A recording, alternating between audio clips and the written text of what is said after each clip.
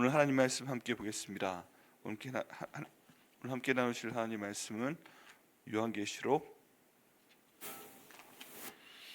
12장 7절부터 12절까지의 말씀입니다. 신약성경 411페이지에 있습니다. 요한계시록 12장 7절부터 12절까지의 말씀입니다. 요한계시록 12장 7절부터 12절까지의 말씀 함께 읽으시겠습니다. 시작. 하늘에 전쟁이 있으니 미가엘과 그의 사자들이 더불어 싸우세 용과 그의 사자들도 싸우나 이기지 못하여 다시 하늘에서 그들이 있을 곳을 얻지 못한지라. 큰 용이 내에 쫓기니 옛뱀 곧 마귀라고도 하고 사단이라고도 하며 온 천하를 꿰는 자라. 그가 땅으로 내 쫓기니 그의 사자들도 그와 함께 내 쫓기니라. 내가 또 들으니 하늘에 큰 음성이 있어 이르되 이제 우리 하나님의 구원과 능력과 나라가 또 그의 그리스도의 권세가 나타났으니 우리 형제들을 참소하던 자 곧 우리 하나님 앞에서 밤낮 참소하던 자가 쫓겨났고 또 우리 형제들이 어린 양의 피와 자기들이 증언하는 말씀으로써 그를 이겼으니 그들은 죽기까지 자기 생명을 아끼지 아니하였더라. 그러므로 하늘과 그 가운데에 거하는 자들은 즐거워하라. 그러나 땅과 바다는 화했을진저 이는 마귀가 자기 때가 얼마 남지 않은 줄을 알므로 크게 분내어 너희에게 내어 갔습니다 하더라. 아멘. 말씀을 해서 기도하겠습니다. 하나님 감사합니다. 주님 요한계시록에 있는 이 말씀을 저에게 주심을 감사합니다. 하나님, 하나님의 은혜와 능력으로 저희가 결국 승리할 수 있도록 인도하여 주옵소서. 하나님께서 함께 하셔서 이 말씀의 능력을 저에게 허락하여 주시고 부족한 종의 모습은 가려 주시되 이 말씀의 능력이 저희 삶 가운데 살아남아 아버지 이 말씀을 기억하며 저희가 기도할 때 주님 저희가 반드시 승리할 수 있도록 주님 인도하여 주옵소서. 감사드리고 예수님의 이름으로 기도드립니다. 아멘. 저희가 신앙생활을 할 때 항상 염두에 둬야 될 것이 있습니다. 그것이 무엇이냐면 눈에 보이는 것과 눈에 보이지 않는 것입니다. 우리가 보통 눈에 보이는 것을 보고요, 또 저희가 만져봅니다. 근데 성경 가운데 나오는 순서를 보게 되면 우리 눈에 보이는 것에서 모든 것이 시작되고 진행되고 하는 것보다 눈에 보이지 않는 것에서 먼저 시작이 되고 진행되는 것을 알 수가 있습니다. 다른 곳에서도 그 내용을 볼 수 있지만 특별히 요한계시록 말씀에 그 내용이 참 많이 나옵니다. 하늘에서 먼저 무엇인가 벌어져요. 하늘에서 먼저 무엇인가 결정이 돼요. 그리고 이 땅 가운데서 그 일이 이루어집니다. 요한계시록 말씀에 보면 여러 가지 일들이 하늘에서 먼저 벌어지는데 일곱 나팔이 먼저 울려 퍼지기도 합니다. 그러면 그 일곱 나팔 소리 때문에 온 우주에 변화가 생깁니다. 그리고 일곱 대접이 쏟아져 내립니다. 그러면 온 우주에 뭔가 변화가 생깁니다. 하나님께서 하늘에서 뭔가 결정을 하십니다. 그래야만 이 땅에서 이루어집니다. 그래서 전반적인 요한계시록의 구조를 보면 7번 하늘에서 큰 결정이 이루어지고 이 땅에서의 모든 것들이 진행되는 것을 볼 수가 있습니다. 땅에서 먼저 되는 것이 아니고 하늘에서 먼저 이루어집니다. 그렇기 때문에 저희는 항상 하늘을 염두에 둬야 됩니다. 이것을 하늘에서 먼저 시작해 주셔야 되는 것이다. 하나님의 마음이 먼저 결정해 주셔야 되는 것이다. 이것 때문에 저희는 항상 하늘을 움직이는 기도를 먼저 드려야 됩니다. 여호와 일을 예비하신다고 미리 준비하신다고 하고 있는데 하나님의 마음에 들어야 하나님께서 먼저 하늘에서 준비를 해주시고 하늘에서 준비를 끝내주셔야 이 땅에서도 그게 이루어집니다. 또 하늘에서 먼저 승리가 이루어져야 이 땅 가운데서 승리가 됩니다. 그래서 우리가 항상 기억해야 될 것은 하늘을 먼저 감동시켜야 된다. 하늘에서 먼저 일이 있어야 된다. 그러기 위해서는 내가 이를 위해 먼저 기도해야 된다 하는 것을 저희가 먼저 알고 항상 기도를 해야 됩니다. 그렇지 않으면 반드시 패합니다. 그렇지 않으면 잘 되는 것 같아도 반드시 갑자기 거꾸러지는 그런 경우가 있습니다. 하나님께서 우리의 편 되시면 걱정할 게 없지만 하나님은 우리 편 삼지 않은 상태에서 내 마음대로 땅에서 나가다가는 언제 걸려 넘어질지 모르게 됩니다. 그 모든 내용이 요한계시록 말씀 가운데 자세히 나와 있습니다. 특별히 오늘 말씀 가운데 보면 하늘에 전쟁이 있다 하는 내용이 나와 있습니다. 7절 말씀에 보면 하늘에 전쟁이 있으니 미가엘과 그의 사자들이 용과 더불어 싸우세 용과 그의 사자들도 싸우나 이기지 못하여 다시 하늘에서 그들이 있는 곳을 얻지 못한지라 라고 말씀하고 있습니다. 여기에 보면 하늘에서 싸움이 있었습니다. 근데 여기에 저희가 가브리엘은 들어본 적이 있습니다. 하나님께서 마리아에게 천사장 가브리엘을 보내서 좋은 소식을 선포하도록 하신 내용이 있습니다. 그리고 여기 보면 또 한 명의 천사장의 이름이 나오는데 그 사람의 이름은 미카엘입니다. 이 사람의 이름은 이 천사장의 이름은 다니엘서에도 한번 나옵니다. 다니엘이 3주 동안에 절식 기도를 할 때 21일 동안 최소한의 음식만 먹으면서 하나님께서 자기에 주신 그 환상에 대해서 해석을 부탁을 드리고 또 하나님께 기도할 때 가브리엘 천사장이 나타납니다. 그때 마리아에게 보내셨던 그 천사장인데 가브리엘이 그 하나님께 다니엘이 처음 기도하던 날 하나님께 말씀을 받아서 응답을 받아서 이 다니엘에게 내려오게 됩니다. 그런데 그 위에 페르시아 나라 위에 왔을 때 이 페르시아를 다스리는 영적인 왕이 가브리엘을 막았다고 되어 있습니다. 그래서 3주 동안 지체가 된 거예요. 근데 군신 그 천사장인 미카엘이 싸움의 전사인 미카엘이 와서 그 길을 열어주어서 3주 만에 내려올 수 있었다라는 그런 내용이 나옵니다. 거기에 나오는 미카엘이 바로 여기 나와 있는 바로 그 미카엘입니다. 주로 전쟁을 담당하는 그런 천사의 장이다 하고 나와 있습니다. 하늘의 전쟁이 있는데 이 천사가 싸우는 것입니다. 하나님의 명령을 받고 미카엘과 그의 사자들이 용과 더불어 싸우세 용과 그의 사자들로 싸우나라고 되어 있습니다. 보면 하늘에서 결국 싸우고 있다는 것입니다. 하나님의 명령을 받은 미카엘과 그 천사들과 그리고 한때 루시엘이었던 그 찬양을 담당했던 천사장이었던 이 루시엘 나중에 루시퍼로 이름이 변화가 되는데 와 그 졸개들이 그 하늘에서 싸우게 된다는 것입니다. 그런데 결국 그 결론은 그 미카엘과 그의 천사들이 이기게 됩니다. 그래서 9절 말씀에 결론이 나와 있습니다. 큰 용이 내쫓기니 옛뱀 곧 마귀라고도 하고 사탄이라고도 하며 온 천하를 꿰는 자라 그가 땅으로 내쫓기니 그의 사자들도 그와 함께 내쫓기니라 라고 되어 있습니다. 하늘에서 이 용, 여기 있는 루시퍼 그의 졸개들이 싸움에서 졌기 때문에 이 땅 가운데 내려왔다는 것입니다. 여러분 기억나십니까? 예수님께서 그 제자들을 전도하라고 보내셨을 때 하늘에서 용이 떨어지는 것을 내가 보았다 라고 말씀을 하십니다. 하나님께서 이 모든 것들을 영적으로 예수님께 알고 그 말씀을 하시는데 저희에게는 예수님을 통해 듣게 하시는 것을 볼 수가 있습니다. 기록된 사건인데 하늘에서 영적인 전쟁이 있었고 이때 사탄이 이 땅으로 내어 쫓깁니다. 공중의 권세 잡은 자가 됩니다. 그리고 나서 하나님께서 모든 것들을 다스리시는 가운데 있지만 우리는 하나님께서 정하신 때까지 이 용이 이 졸개들이 우리와 함께 있으면서 우리를 괴롭히는 것을 감내를 해야 되는 그런 상황이 된 것입니다. 10절 말씀에 들으니까 큰 음성이 하늘에서 나오게 됩니다. 그리고 이 말씀이 저희에게 선포가 되는 것입니다. 이제 우리의 하나님의 구원과 능력과 나라가 또 그의 그리스도의 권세가 나타났으니 우리 형제들을 참소하던 자 곧 우리 하나님 앞에서 밤낮 참소하던 자가 쫓겨났고 라고 말씀하고 있습니다. 자 여기에 보면 사탄이 욥기에 보게 되면요 하나님과 같이 있어요 아니면 떨어져 있어요? 욥기에 보면 욥이요 하나님의 그 전 가운데 같이 있는 걸 볼 수가 있습니다. 여기 있는 욥이 그것을 이제 이 욥기 가운데 기록해 놓고 있는데 사탄이 그 앞에 서서 하나님 앞에 참소를 하는 것을 볼 수가 있습니다.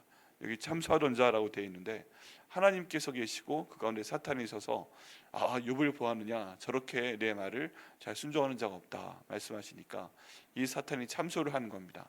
어찌하여 그렇게 말씀하십니까? 하나님께서 욥에게 부어주신 복이 얼마입니까? 건강하게 하셨죠. 결혼 잘하게 하셨죠. 아들 딸을 주셨죠. 재물도 많게 하셨죠. 그런 상황에서 하나님을 경배하지 않은 자가 누가 있겠습니까? 한번 그것을 다 빼앗아 보소서. 반드시 욥이 하나님을 욕할 것입니다. 더 이상 하나님을 경배하지 않을 것입니다. 이렇게 하나님께 참소를 합니다. 그래서 하나님께서 보시다가 우리 욥은 그러지 않아. 뭐 그러면 한번 시험해봐. 다른 건 다 건드려도 욥의 목숨만은 건드리지 마 라고 말씀을 하셨는데 이 사탄이요 하나님을 거역할 수가 없습니다. 그래서 욥의 목숨만 빼놓고 다른 건 다 건드립니다. 다 건드려요. 그래서 아시는 것처럼 모든 아들과 딸이 다 죽게 되었고 재물이 날아갔고 그리고 아내는 하나님 아직도 하나님을 경배하는가 하나님을 욕하고 죽으라 하고 떠나가게 되고요. 그리고 몸에도 굉장히 안 좋은 그런 종이 같은 게 생겨나서 기왓장으로 긁는 정도가 되었습니다. 심지어 친구를까지도 배신하게끔 와서 그 마음을 복잡하게 만듭니다. 진짜 인류 역사상 몸과 마음에 이런 정도의 고난을 받게 한 사람이 없을 정도입니다. 그런데 그 모든 고난을 이겨내자 하나님께서 갑절에 복을 주십니다. 아들과 딸은 똑같이 주시는데 딸들을 정말 아름답게 주셨고 소나 양과 나귀의 개수가 두 배나 더 많게끔 하시고 이런 복을 주시는 것을 볼 수가 있습니다. 근데 여기에 저희가 생각이 드는 게 왜 사탄은 그 신앙생활 잘하고 있는 사람에 대해서 하나님께 그렇게 나쁜 소리 해가지고 이 고생을 시켜, 이런 생각 할 수가 있잖아요. 또 왜 하나님께서는 굳이 그 말씀을 들어주셔가지고 그 하나님께 경배하는 사람을 이렇게 괴롭게 하시나, 왜 그런 걸 허락하시나, 친히 시험하지 않으시는데 또 내버려 두시기는 하네, 이런 것들 때문에 저희가 의아해합니다. 근데 이런 일이 벌어지는 거죠. 이 참소하는 자가 그때 욥기 당시에는 그렇게 하나님을 뵐 수 있었는데 그 다음에 어떻게 하셨다는 거예요? 쫓아내셨다는 거예요. 더 이상 그 자리에 있지 못해요. 그런 영적인 사실을 지금 이 가운데 말씀하고 있는 겁니다. 우리 하나님 앞에서 밤낮 참소하는 자가 쫓겨났다. 그리고 이 땅 가운데 왔다. 그리고 나서 어떤 짓을 합니까? 이 사탄의 마음에 있는 것은 싫어하는 겁니다. 누구를 싫어해요? 하나님을 싫어해요. 왜 그래요? 자기를 내쫓았으니까요. 여러분, 그런데 이런 마음을 가지만 합니다. 왜 그러냐 하면 이 루시퍼라고 이름 불리는 루시엘은 찬양을 담당하던 천사의 장이었는데, 여러분 시편 말씀이나 모든 것들을 보게 되면 그 성경에서는 찬양을 하는 그 주체가 천사이기도 합니다. 사람이기도 합니다. 그런데 이 찬양하는 주체가 해와 달과 온 우주가 찬양을 한다고 나옵니다. 그리고 이 모든 찬양을 주관하고 지휘하던 존재가 바로 찬양을 주관하는 천사의 장이었던 거예요. 그러면 하나님을 찬양하기 위해서 지금 하나님의 말씀으로 창조하신 모든 것, 빛과 어둠과 해와 달과 별과 모든 그 자연까지, 이 모든 것들이 하나님을 경배하도록 한다면 여러분, 지휘자의 손길이 얼마나 놀랍습니까? 앞에 앉아있는 모든 오케스트라나 악기를 갖고 있는 사람들은 그 손길에 따라서 소리를 내야 됩니다. 그리고 악기 연주 잘못하는 사람이 있으면 지휘자가 고쳐주기도 하고 모든 것들을 이끌어 나갈 수 있는 권한이 있습니다. 어떤 의미에서는 가브리엘이 하나님 말씀을 전하는, 그런 말씀을 전하는 사자였고 미카엘이 싸우는 사자였지만 그 손끝으로 온 우주가 다 찬양하도록 할 수 있는 그런 존재가 바로 미카엘이었던 것입니다. 여러분, 이런 정도의 권한과 이런 정도의 그 능력이 있게 되면 교만해질 수밖에 없습니다. 결국에 여러 내용을 봤을 때 너 아침의 아들 광명성이여 하고 성경에 나와 있는 내용을 보면 그만큼 밝은 빛이었고요, 그만큼 놀라운 권세를 갖고 있었고요, 그 손끝을 따라서 하나님을 제외한 온 우주가 하나님을 찬양할 수 있도록 할 수 있는 존재였기 때문에 그 교만할 수밖에 없어요. 교만할 수밖에 없어요. 그런데 그 교만이 넘어서다 보니까 하나님께 벌을 받아서 쫓겨났다는 것입니다. 하나님께서 바로 없애실 수 있지만 마지막 때까지 지켜보고 계신다 하고 나와 있죠. 그리고 그런 상태가 되니까 자기가 교만하고 잘못했다는 것은 생각하지 못하고 하나님을 싫어하게 됩니다. 근데 하나님의 가장 닮은 존재가 어떤 존재예요? 바로 사람입니다. 하나님께서 하나님의 형상대로 창조하신 존재가 바로 사람이기 때문에 이 땅 가운데 내려와서 누구를 괴롭혀요? 하나님의 형상을 가진 사람들을 괴롭히는 것입니다. 그 내용이 지금 10절 말씀 가운데 나와 있습니다. 또 11절 말씀 가운데 보면 또 우리 형제들이 싸우게 됩니다. 여기 있는 형제들은 예수님을 믿는 사람들을 말하고 있는 것입니다. 지금 누가 이 글을 썼어요? 예수님의 사도 가운데 한 사람인 사도 요한이 이 글을 씁니다. 예수님의 12 제자 가운데 사도 요한만 끝까지 살아남고 다른 사람들은 다 순교를 당하게 됩니다. 그런데 마지막까지 살려놓으신 이유가 이런 것들을 보여주려고 그랬다라는 내용입니다. 반모섬에서 이 글을 지금 쓰고 있는데요.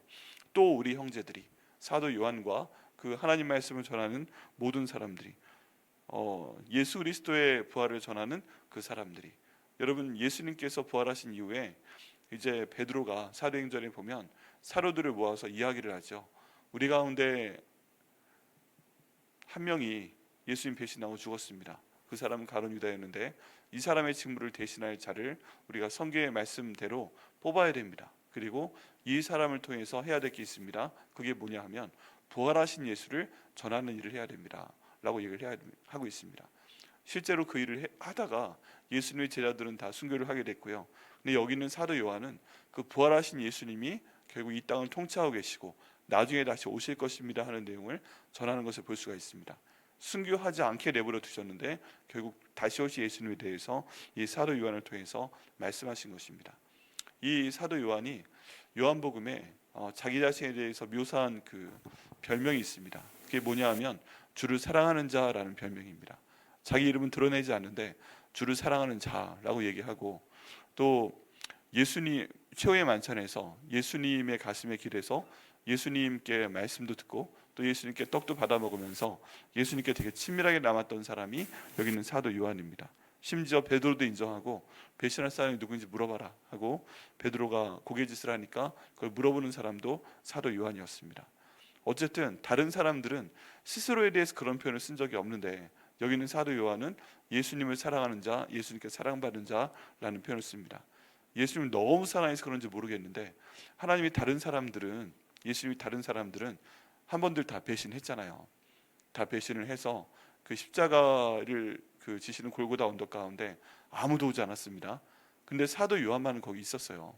사도 요한만은 그 밑에 예수님 돌아가시는 것을 목숨 걸고 와서 지켜보고 이렇게 쳐다보고 있습니다.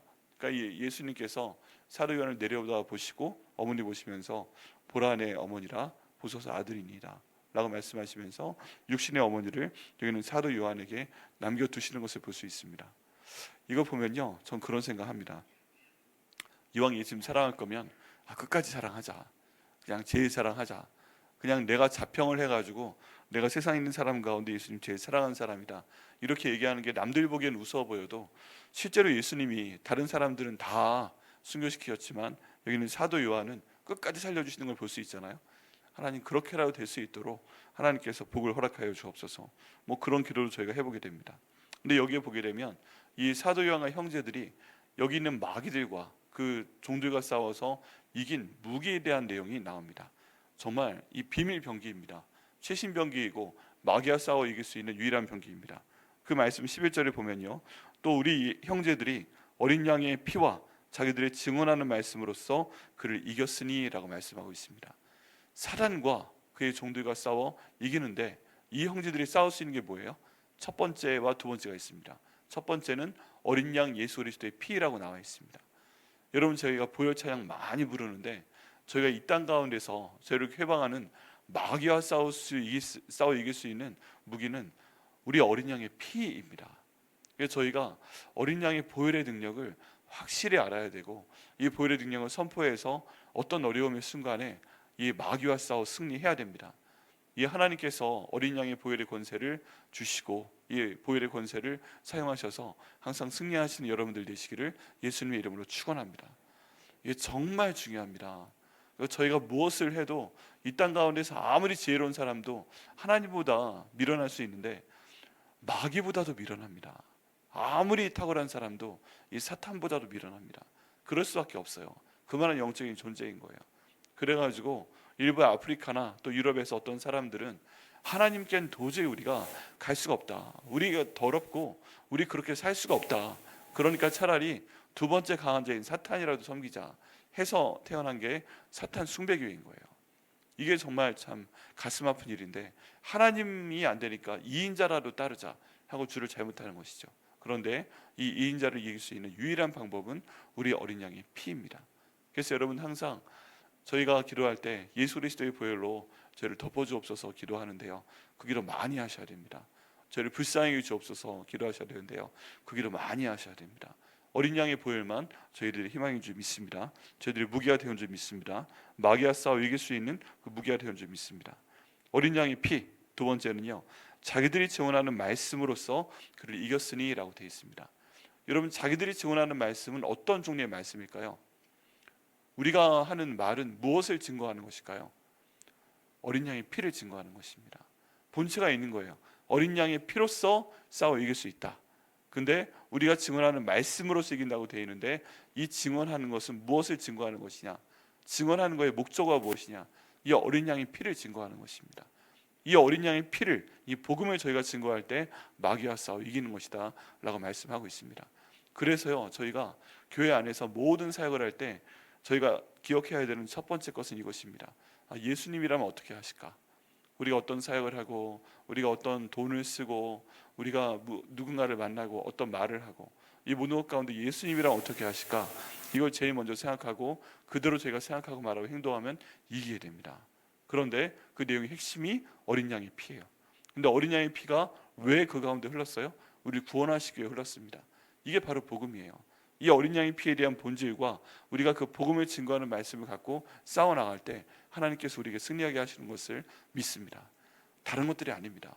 그래서 이 두 가지로 우리가 싸우는구나 하면 저희가 기도해야 돼요. 하나님, 어린 양의 피의 능력을 저희가 경험할 수 있도록 인도하여 주옵소서. 저희 모든 교회 사역과 개인의 일 가운데서 정말 하나님께서 그 하나님 말씀을 증언하는 말씀의 능력을 저에게 주셔서 이 말씀으로 찬양하게 하시고 말씀으로 기도하게 하시고 온전한 말씀이 선포될 수 있도록 인도하시고 온전한 말씀이 나눠질 수 있도록 인도하셔서 저희들의 모든 삶 가운데 이 마귀와 싸워 승리할 수 있도록 인도하여 주시옵소서. 이렇게 기도하고 저희는 반드시 응답을 받아야만 합니다. 그것이 저희가 살 수 있는 길입니다. 그리고 태도가 나오게 됩니다. 그럼 싸울 때 어떤 식으로 싸워야 되는가? 그들은 죽기까지 자기의 생명을 아끼지 아니하였더라. 싸우는 방법이 나오는데요, 이걸 가지고 싸우면 우리가 반드시 죽지 않는다, 그런 얘기가 또 성경에 없네요. 싸우다 보면 죽는 것도 있는 겁니다. 싸우다 보면 순교를 하는 것이고 생명을 아끼지 아니할 정도로 저희가 어린 양의 피와 그 피를 전하는 말씀으로 사역하다 보면 죽는 경우도 있는 거예요. 그런데 우리가 보기엔 죽음이 마지막일 수 있지만 곧 죽음이요 부활하신 예수님께서 우리를 살리시는 것을 믿습니다. 그래서 순간 죽는 것은 죽는 것인데 그 사람들이 다 살아날 것이라고 되어 있고 그 첫 번째 주인공이 바로 어린 양이 되신 예수 그리스도이심을 저희가 믿어야만 합니다. 그러니까 싸울 때 죽기 전까지 싸우는 게 아니에요. 성경엔 죽기 전까지 싸우라고 나와 있지 않아요. 죽기까지 싸우는 것입니다. 그럼 내가 죽었을 때 누가 살려내세요? 예수님을 살리신 하나님께서 예수님을 살려내신 것처럼 저희로 살려내실 줄 믿습니다. 이제 그것이 순교의 은혜이고 그것이 순교의 피입니다. 순교의 능력입니다. 이를 통해서 이기게 하시는 것을 성경에 기록하고 계시는데 하나님, 우리도 그렇게 될 수 있도록 인도하여 주옵소서. 그렇다고 주여 죽여주시옵소서 이렇게 기도할 필요는 없는데 하나님 반드시 승리할 수 있도록 인도하시고 그런 가정 가운데서 혹 이런 일이 생겨도 모든 것을 주님께 맡기겠사오니 주님 도와주십시오. 최후 승리 얻을 수 있도록 인도하시고 또 순교자는 특별한 면류관을 주시니까 그런 면류관도 저에게 허락하여 주시옵소서 하고 나아가야 되는 줄 믿습니다. 그랬을 때 12절 말씀이 나옵니다. 그러므로 하늘과 그 가운데 거하는 자들은 즐거워하라. 하늘과 그 가운데 거하는 자들 온 인류입니다. 예수님께서 아담을 창조하신 다음에 지금까지 있는 모든 사람들이 여기에 다 포함됩니다. 기가 막힌 말입니다. 하늘과 그 가운데 거하는 자들은 즐거워하라. 그러나 땅과 바다는 화했을진저 이는 마귀가 자기의 때가 얼마 남지 않은 줄을 알므로 크게 분내어 너에게 내어갔습니다 하더라. 이 말씀을 통해서 사탄이 갑자기 떨어지는 것을 보았다 하는 말씀이 생각이 납니다. 그리고 나서 예수님도 심지어 박해를 당하시고요, 예수님의 제자들도 어려움 당하는 것을 보게 됩니다. 여러분, 그렇다면요 저희 삶 가운데 어려움이 생겨날 수밖에 없습니다. 왜 그래요? 여기 있는 용이, 사탄이, 그 종들이 이 땅 가운데 분내면서 떨어졌기 때문에 그렇습니다. 이미 성경 가운데 보면 싸움은 승리한 거예요. 이 용은, 이 종들은 다 무적행에 하나님이 쳐 넣으십니다. 그걸 알기 때문에 마지막 그날이 될 때까지 마지막 전문용어로 꼬장을 부리는 것이고 우리를 공격하는 것입니다. 근데 이미 결과는 나 있습니다. 그렇기 때문에 저희가 반드시 싸워 승리를 해야 됩니다.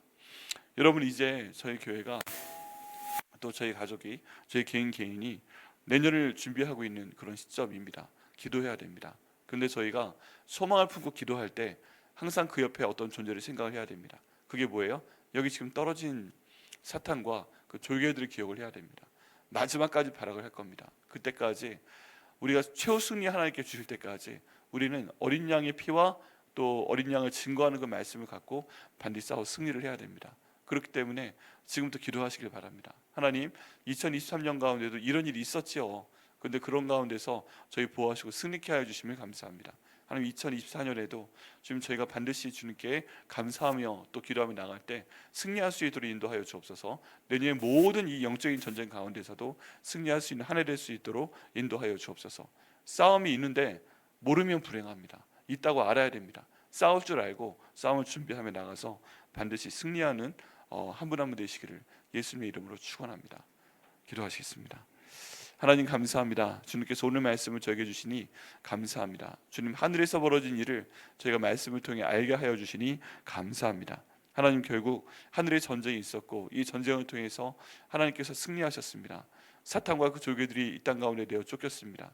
저희가 그 사탄과 졸개들과 싸우면서 힘이 듭니다. 하지만 무기를 주심을 감사합니다. 어린 양의 피와 어린 양의 그 피를 선포하는 말씀을 저에게 주심을 감사합니다. 이 말씀을 저희가 죽기까지 증언할 수 있도록 인도하시고 승리할 수 있도록 하여 주심을 감사합니다. 하나님 아버지, 이 모든 상황 가운데 아버지, 사탄이, 마귀가 분을 내면서 이 땅 가운데서 마지막 분풀이를 하고 어렵게 할지라도 저희가 그 모든 것들을 견뎌나가며 승리할 수 있도록 인도하여 주옵소서. 주님 원하시는 길에 한 걸음 한 걸음 나가며 승리할 수 있는 저희 될 수 있도록 아버지 인도하여 주시옵소서. 하나님은 올해 주님께서 인도하셔서 올해 저에게는 모든 영적인 전쟁 가운데서 승리할 수 있도록 인도하심을 감사합니다. 저희 찬양을 예배 드릴 때 드렸던 것처럼 대장 되신 예수께서 저희 앞서가시며 싸워 승리해 주신 줄 믿습니다. 지금 내년에도 영적인 전쟁이 있다면 아버지 주께서 인도하셔서 저희가 어린 양의 피와 그 피를 증거하는 말씀으로 싸워 승리할 수 있도록 인도하여 주옵소서. 저에게 참 고되고 힘들어도 많이 부족해도 예수님이라면 어떻게 하실까 저희가 생각을 하며 예수님의 결정대로 따른 저희 될 수 있도록 인도하여 주옵소서. 싸움을 피하거나 도망가지 않도록 인도하여 주시고 반드시 싸워 승리할 수 있도록 하나님 인도하여 주시옵소서. 그를 통해 하나님 큰 영광 받으시고 마지막까지 죽기까지 싸우는 저희가 하나님께 큰 상급 받는 저희와 저희 가정과 백향복교회 될 수 있도록 주님 인도하여 주시옵소서. 우리 기도할 때 주께서 인도하여 주시고 성령 충만하여 이 모든 싸움을 예배할 수 있도록 인도하시고 지금도 싸움이 계속되고 있으면 승리할 수 있도록 주님 인도하여 주옵소서.